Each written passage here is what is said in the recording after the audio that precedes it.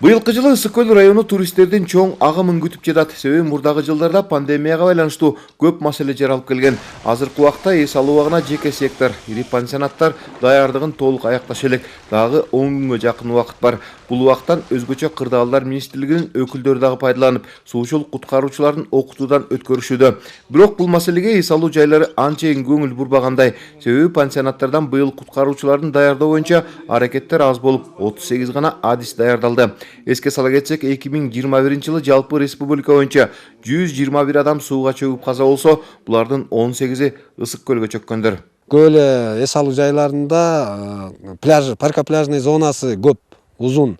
Анан ошого жараша ар бир жанагы спасатель 50 метрге бирден деген жерге туура келбей калат да. Ошон үчүн пляждарын кыскартып, же болбосо мындай көбүрөөк сууда куткаруучуларды окутуш керек. Бул жерден эми эс алуучуларга жакшы шарт түзүлүп бериш керек да. Алардын безопасности биринчи очередте, алар жакшы акчасын төлөп эс алганы келип аткандан кийин алар дагы ошондой безопасность, коопсуздук жайын жакшы карап бериш керек.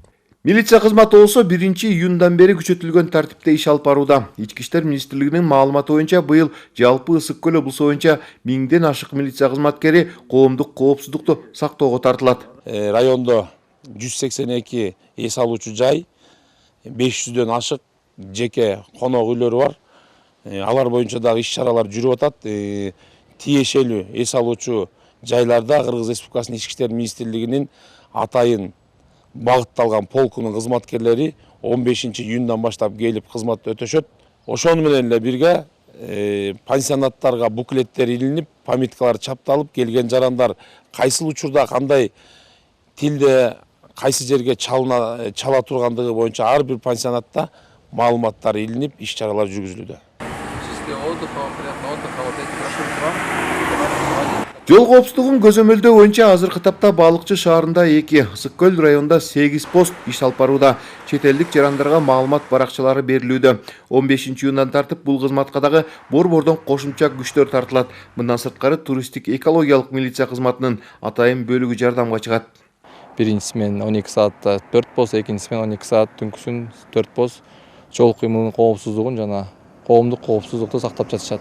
15-июндан тартып Кыргыз Республикасынын жол кыймылынын коопсуздугун камсыздоо башкы башкарманын кызматкерлери жана Бишкек шаарынын милициянын кайгылуу кызматынын кызматкерлери дагы жайкы туристтик сезонго кызмат өтөгөнгө келишет.